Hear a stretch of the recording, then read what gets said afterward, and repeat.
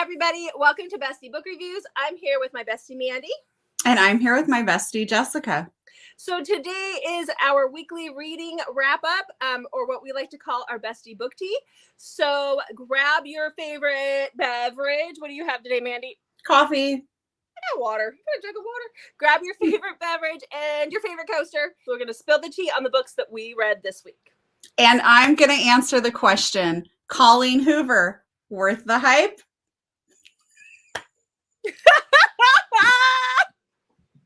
Okay, let's do this.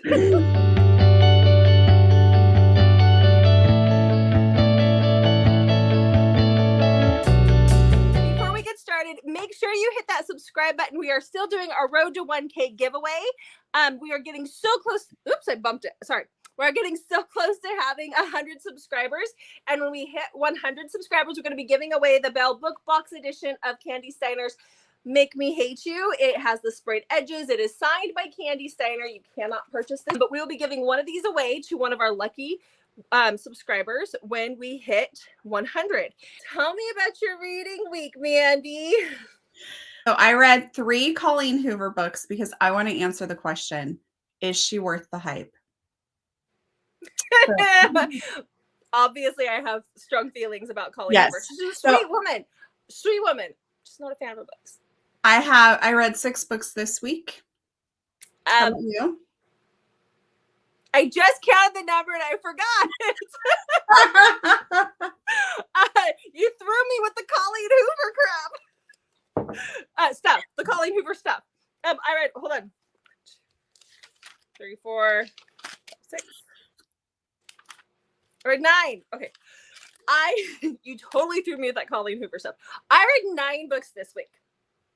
So, they were, I had a pretty good reading week. I have a couple that I have a bone to pick with, but other than that, I'm pretty good. They had some good ones. So we're going to do this. We're going to continue on doing this as 1 minute recs. Ready, go. Seriously? No. Mandy's going to try to keep her recommendations in under a minute this time. Hey now. I will too, because I've got some good ones here. My first book that I read is called A Knight in Shining Armor. It's by Jude Devereaux. I was looking for a great time travel romance. I am still on the hunt for a great time travel romance. This one wasn't it. I gave it 2 stars. Part of the reason why is because it takes place in 1988. It didn't age very well. So, and the other part of the reason is the heroine's name is Douglas. I was so confused. I was like, is this MM? And then I was like, oh, wait, but, oh, nope, not MM. Anyhow, she is on a vacation with her, what she hopes to be fiance in England. He brings his daughter. His daughter is a spoiled, rotten brat. She's like 13. They leave her in a church courtyard. She cries to this tomb of this guy. Like, she's crying, and then the knight pops up, and he's in her time, and it was just odd. Some of the things, it just didn't age well. I mean, it's got really high reviews. It just didn't age well. I wasn't feeling it. I wasn't feeling it. I just put nope. And the ending was a huge fat nope. That is not how we should end this book. There you go. So let's do the next one. The book that I read was Travis by Mia Sheridan. So if you have read Archer's Voice by Mia Sheridan, Travis is Archer's half-brother. Everybody should have read Archer's Voice by now. If you haven't, run out and do it. Travis is Archer's half-brother, and so this is his story. He is the chief of police in their little tiny town that they live in, and he has a girlfriend that he's thinking about proposing to, and one day he walks in and she's sleeping with somebody else. They break up. Around the same time, meets this girl who's like driving down the road with all these plants in her car because she's trying to save the dying plants. They were going to throw them out at the nursery. And he's like, who is this kooky nut job? So the kooky nut job is Haven, and she's there for the summer, her and her brother. And they're working at like the resort that's there. And she's got some demons that she's dealing with. He has a lot that he's still dealing with in the past from what happened with Archer and growing up and having a very toxic mother. And this is his story. I loved getting to see Archer and Bree and their kids. It was great. It was great. So it was 4 stars. It wasn't Archer's voice, but it was still good. So those are my first 2. So Mandy, I want to hear about yours. My first book is Worth the Chance by Vi Keeland. This is one of her older books. It's her from her mixed martial arts series. I am out of Audible credits and the library has this one. So that's why I went with it. I didn't enjoy it as much as I've enjoyed some of her other books, but this was still a 4-star read. If you are looking for an MMA romance, you're looking for a little angst, a decent plot, this is the book for you. This is Liv and Vinny. Vinny broke her heart when they were in school, and now she runs into him at a self-defense class. And their relationship kind of rekindles. And she is a writer for a newspaper. So you can see this is older because I think this is like from 2014. Like it's been a while since newspaper writers, I think, have really been a major storyline, probably. So she has to write an article about him. And that puts her kind of in a tough spot because they are wanting some dirt on him that she's not sure she wants to dig up. And there's some stuff going on with his mom and things like that. So this was a great, as you like to call Jessica, palate cleanser. Yeah, just that cutesy gets you to the next one.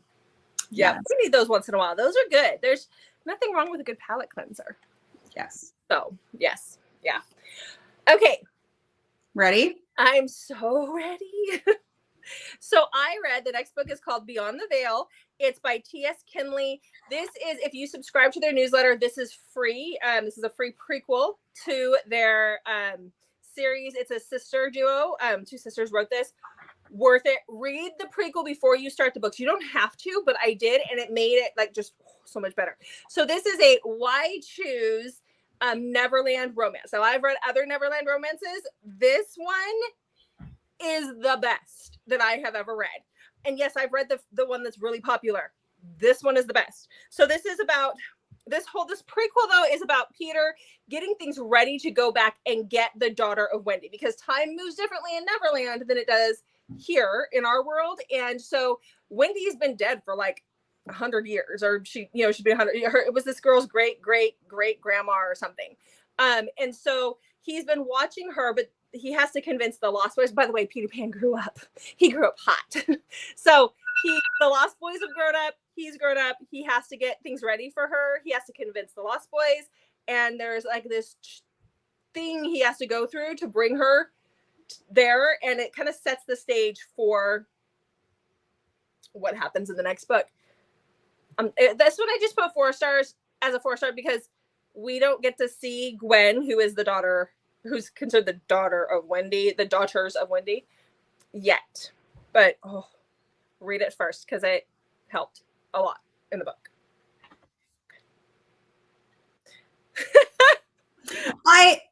I just don't like the why choose. I don't know why it is. I've really thought hard about this, about what bugs me about it. And I don't know. I know you're like, it's not reality. It's just fiction. Just because I want that for myself doesn't mean I can't enjoy reading about it. And I do get that. But I don't know. Okay, so I was thinking about this as I was reading it because I know that you feel that way. And I'm like, okay, so what is it that I like? Now, I don't like a ton of reverse harem or white shoes, depending on how they call it. It's the same thing. I don't like a ton. It has to be done properly. But when I look at it, I'm the type that I tend to go for the villain. So in this book, you've got Captain Hook. Hook is the villain, right? In a why choose, but then I like the guy who's like the caring one who can have a bad boy side to him, but not quite. So when you have why choose, you can have one that's a villain. You can have one that's the cinnamon roll. You can have one that's the cocky, fun one. Like you get, because you're never going to find a guy with all those personalities. If an author wrote a guy with all those personalities, that's a lot. That's not a thing. In a why choose, you get all those. You get all of it. I mean, it's still a lot of D. Okay? It's a lot of D. And I worry about lady bits for them, but still, like, it's a lot. Okay. So my next book is The Varsity Dad Dilemma by Lex Martin. This is the first book in her Varsity Dad series, which is basically a series about hot football players that really need to learn more about sex ed. So each player ends up with a kid. Anyways, first book, this is the quarterback writer. Him and Gabby were friends their freshman year.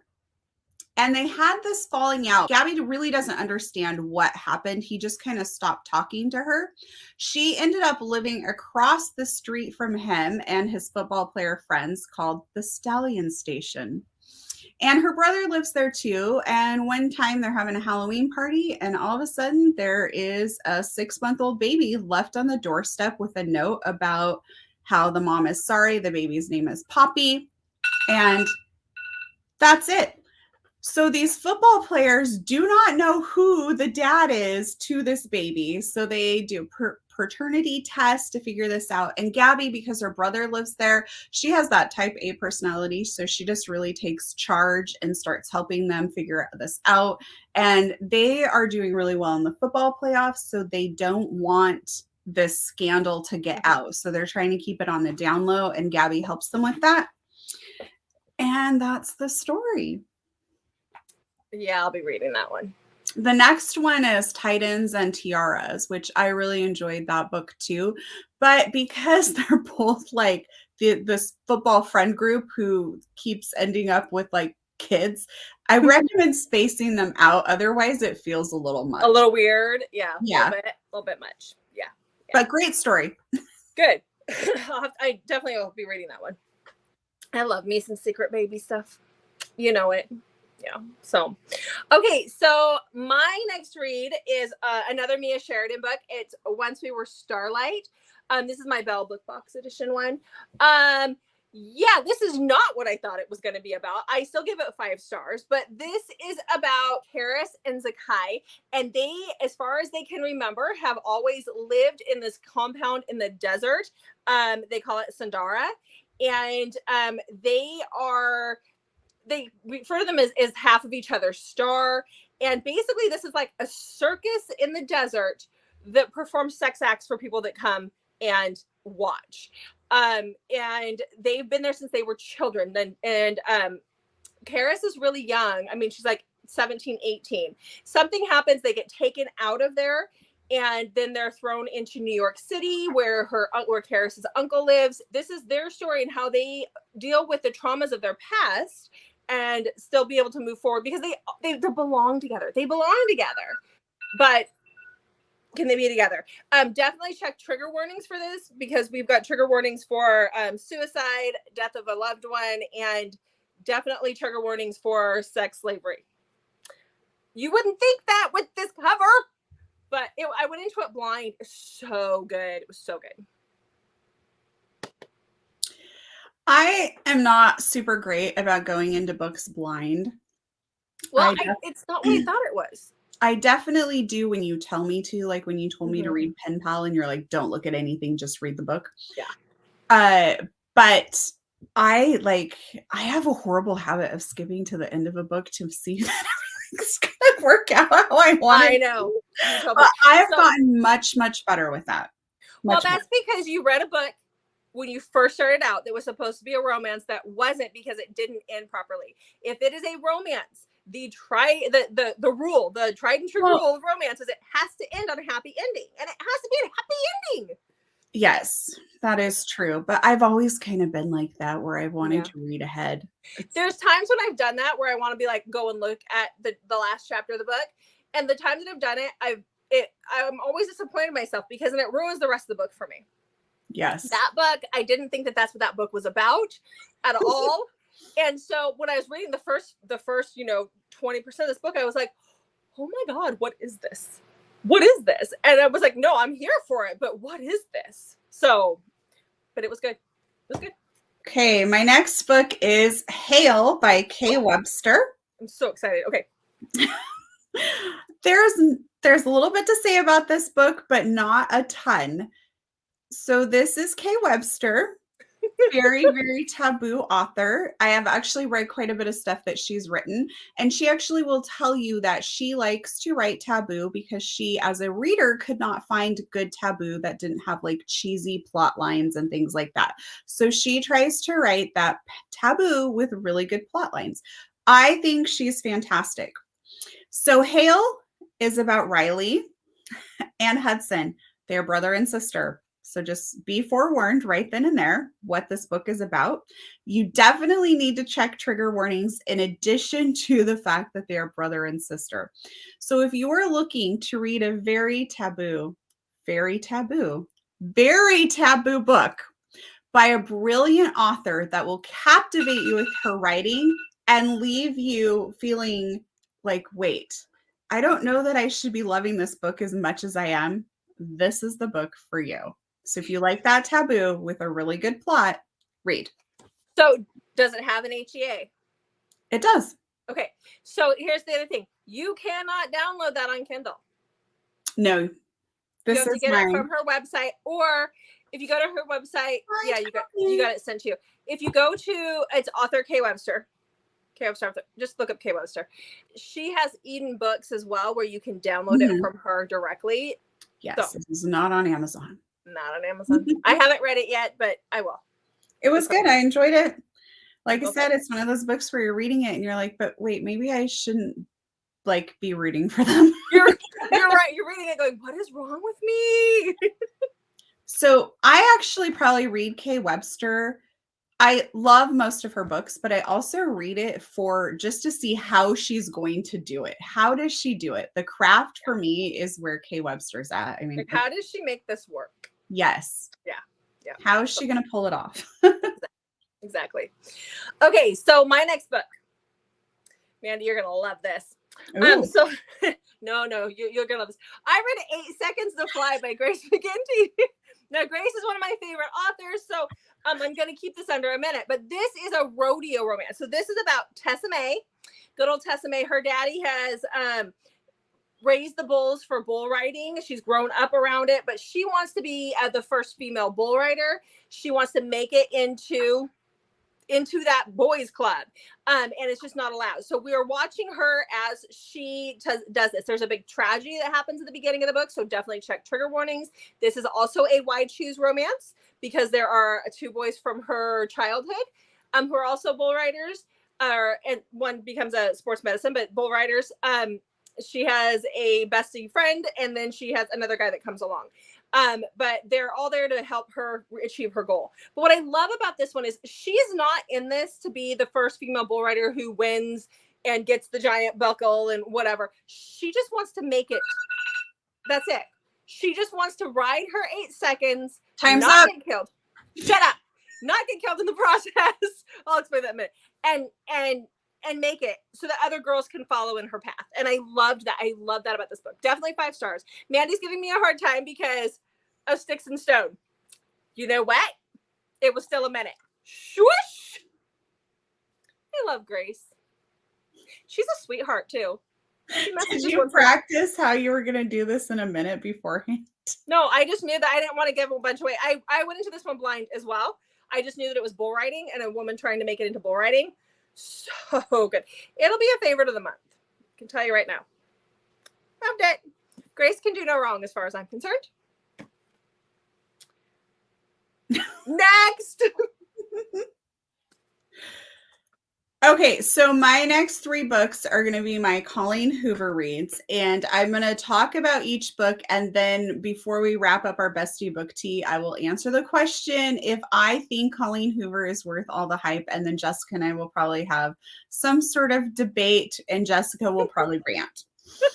Okay, so I'm going to start my timer. My first Colleen Hoover book that I read was Ugly Love. And Ugly Love has actually been on my TBR for over a year since I started reading, and before Jessica had ever even said anything to me about Colleen Hoover. So if you like a tortured hero and a very emotional story, this is the book for you. It follows Tate and Miles, and Tate is just moving in with her brother. She's going to be going to college. She's getting like a second degree. So she's working as a nurse and she's going to be going to college to get the second degree. She moves in with her brother, and her brother is a pilot. And so he's out of town when she's moving in, and she gets to the apartment and there's this drunk guy passed out in front of her door. And she can't get in, and he's kind of creeping her out because she's like, who is this guy? He's like drunk, he's slurring. Well, it turns out it's Miles, and it is one of her brother's good friends. He's also a pilot, and he lives across the hall, and he's so drunk he can't get into his apartment and things. And he keeps muttering, I'm so sorry, Rachel. So this is their story, but we go back in time to his and Rachel's story as it moves through time. And Miles is very like, this is a sex only ship, like a sectional. That doesn't work. I can't make it work. Anyways, he wants no questions about his past and for her to know there's no future. Since she's so busy with everything, she's good with that. But then obviously feelings start to develop, and that's how this goes. It was very emotional, but it didn't have all the angst that I thought I would be getting with it, or I just didn't feel it. All right. Okay. Ready? Yes. Okay, so then I read Reaper by K.L. Savage. This was supposed to be this great MC romance. It wasn't. So this is about Jessi, or Reaper, and Sarah. So at some point, he rescued Sarah. She'd been in a bad situation of some kind. Her dad is Jessi's best friend, so he's like 20 years older than her. And her dad had been killed off page at some point in time before the book started. Sarah was obnoxious. She wanted to get into Reaper's pants the whole time, but was very, very obnoxious about it. She was just an absolute brat. And all he could talk about was waiting until she was 18. Like, she turned 18 at midnight and he was all over that. Like, I'm going, seriously? That's all you're waiting for. Okay. It was, and the spicy scenes were disgusting. They were just disgusting. So, like, there's spicy and there's fun, and I am here for it, but not gross. And if I'm saying it's gross, you know they're gross. They're gross. Nope. No. Wait, what makes the spicy scene gross? Like, what? When you talk about things spurting that in real life don't spurt on a man's part, it doesn't do that.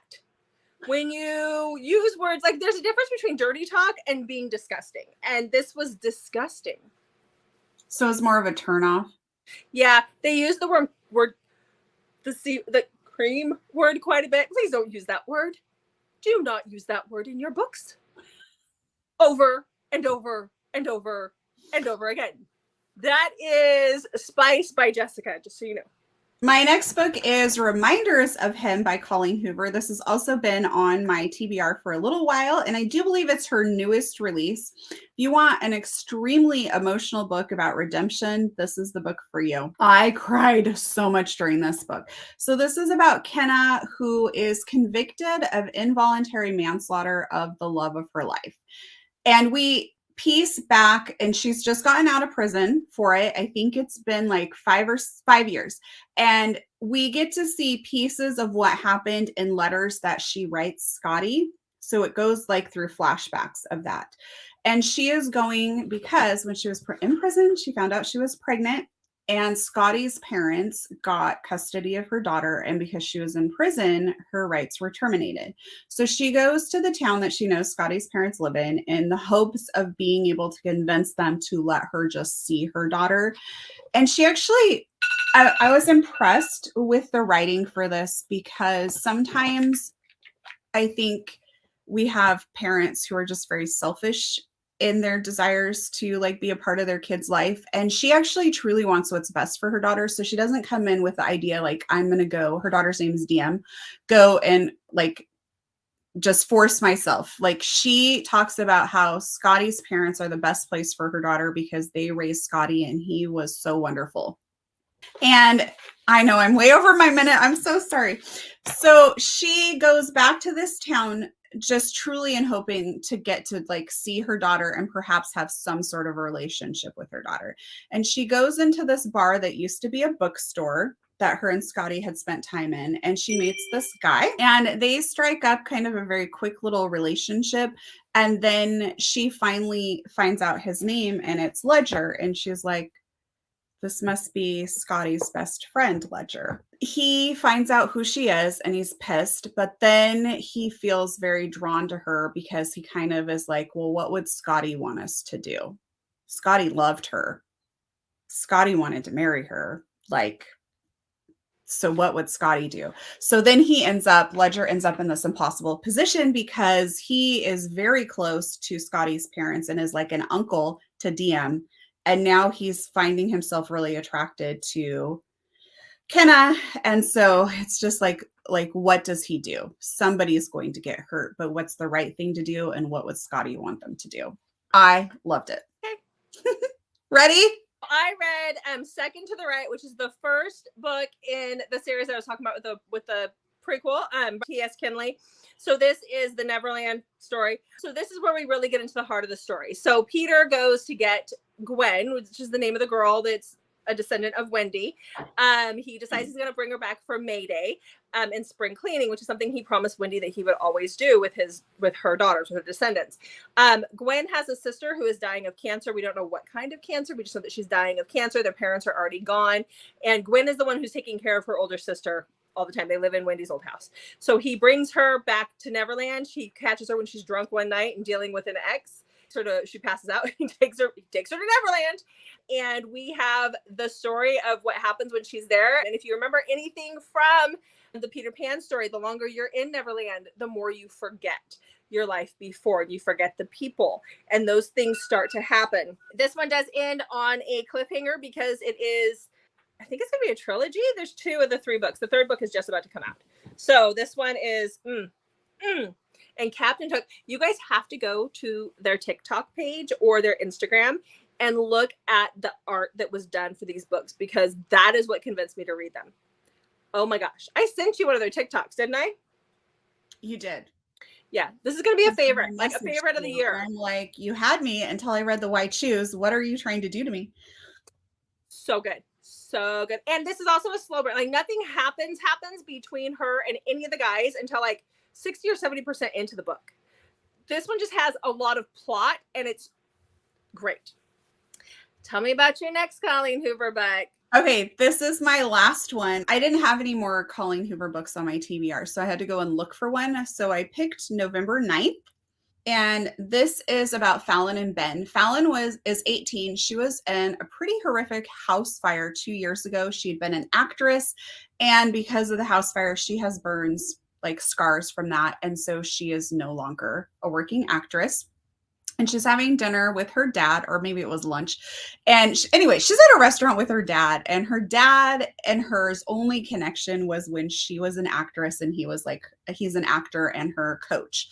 And he's kind of laying into her about, well, you can't be an actress. And she's wanting to move to New York and do other things. And they're just not really getting along because there's just tension in their relationship. And Ben overhears this, and he steps over and introduces himself as Fallon's boyfriend. Fallon and him do not know each other, and he just kind of comes to her rescue. And from there, they start this very quick friendship, slight romance, but she is like literally leaving to move to New York, like that next day or that night. And so this is their story of how they meet every November 9th for the next 5 years is their plan, because Ben is writing a novel, and she says, well, we can't be together until we're at least 23. We have to live life. So he is going to write a novel with them being their plot line. Sounds pretty cool. It felt so cliche to me. And I don't know why, because I was trying to think of something else where the couple agrees to meet every year on that day. And I couldn't really think of anything, but it felt like a cliche. But yeah, it was still unique. There was just too much extra drama that was put into this book that I didn't care for. All right, so tell me. You want me to wrap this up now, or do you want to? Yeah, and then I'll tell them about my last 2, but while it's all fresh in our minds. Okay. Let's talk about it. So Ugly Love was a 4-star read for me. November 9th was a 3.5-star read for me. Those are when I actually picked, like I said, 2 of them were already on my TBR, and then I just found November 9th. But when I went looking, I discovered those were actually published a while ago. Ugly Love was in 2014. November 9th was in 2015. Reminders of Him is her newest book that came out in 2022. Reminders of Him was a solid 5-star read for me. Unique plot with her just getting out of prison, trying to come back and get her daughter, but very focused on like her daughter's needs and not just I'm going to get my daughter and leave type situation. So I really liked that book a lot. So my answer kind of feels like I might need to read some more of her current work, since the 2 books that I read that were a 4 and 3.5 star read were over 10, like from 10 years ago almost. That's weird to think like 2014, 2015 is like 10 years, 10 years ago. almost now. So I feel like I would actually need to do a little more reading to like totally compare, because I think writing style can change pretty drastically over the time. So I definitely see why people like Colleen Hoover. I've heard from other people when I was at the orthodontist, a lady's like, she has a formula that she follows in all of her books. Mhm. I didn't quite see that in these 3 books, but I think I picked pretty unique books probably from her backlist there. Mm-hmm.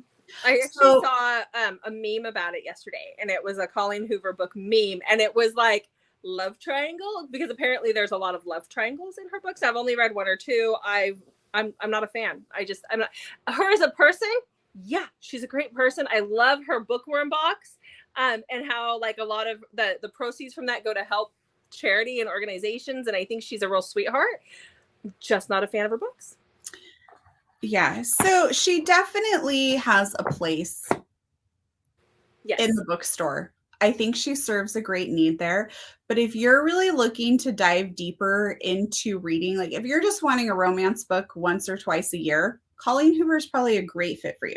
If you read more frequently than that, or want deeper dives into other tropes and a little more plot and angst and feeling and emotion in your books, like you want that deeper dive into a book, I would definitely watch some of our other videos for some of our other authors.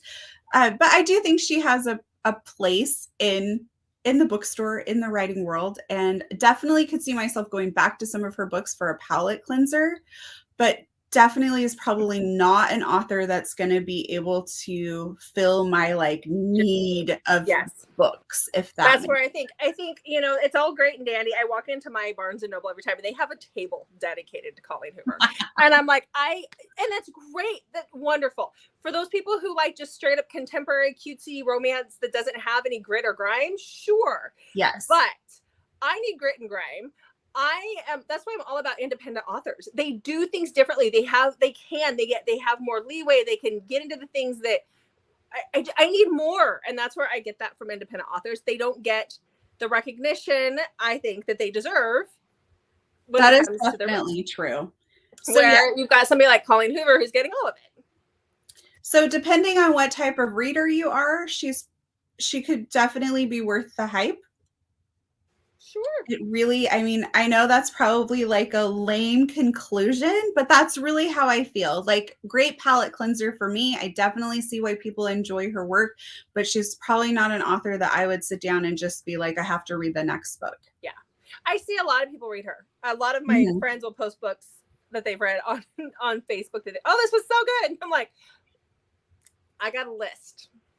So my question would be, for everybody, tell me, like, do you like Colleen Hoover? If you've never read Colleen Hoover, start with Reminders of Him. It really, truly is a fantastic read. I loved it.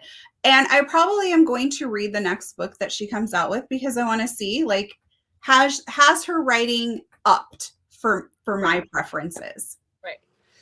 Okay, so let's get into my books. Yes. 2 more that we have to do. My next book was Wishing for a Highlander by Jessi Gage. I gave this one 3.5 stars. This was me still trying to find a good time travel romance. I love the premise of this one. It just kind of fell short in a few spots. I will continue on with the series. But this is about Melanie and Darcy. Melanie is from our time. She's a museum curator. She's given some stuff from the Highlands, some artifacts that she's looking at. She's pregnant. The father of her baby was like, guess that's your problem. And he went off and married somebody else. So she's in her 2nd trimester. That's horrible. I know, he's a real dick. And so she's trying to open this box that just would not open from the Highlands. And so she kind of jokingly kind of rubs it like a lamp and is like, send me to a Highlander who's from my novels, who's going to love me and da-da-da. And next thing she knows, she's falling through time and she wakes up on a battlefield in the 1600s.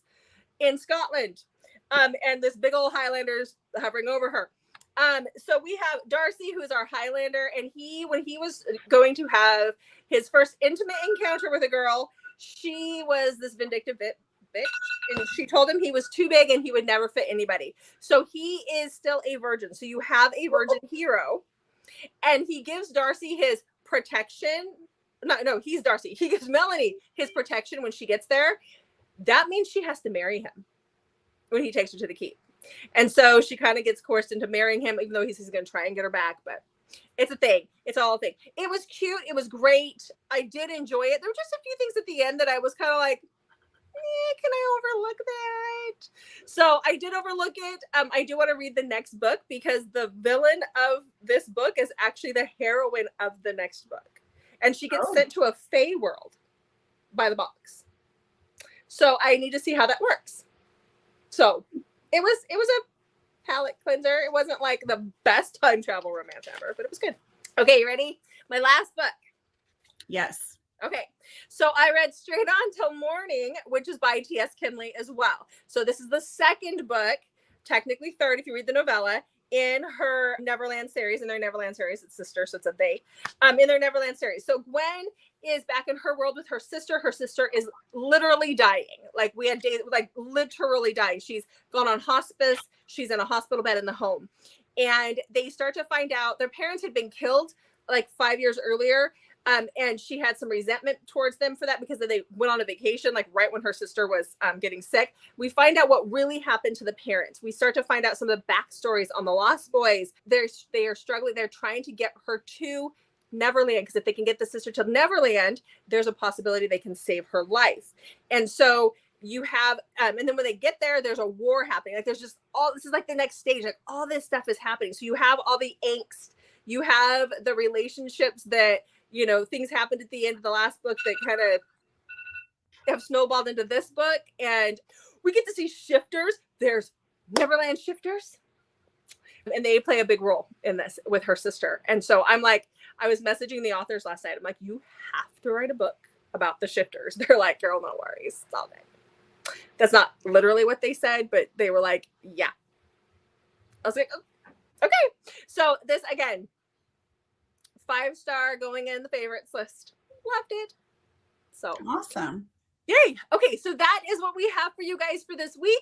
Like Mandy said, let us know in the comments below if you've read Colleen Hoover, if you like Colleen Hoover. Mandy, what do you want them to put in the comments below? How about an acorn for the acorn necklace from your books? Ooh, yes. Okay, so thank you so much for watching, and make sure to check back on Mondays, Thursdays, and Saturdays for new videos from us.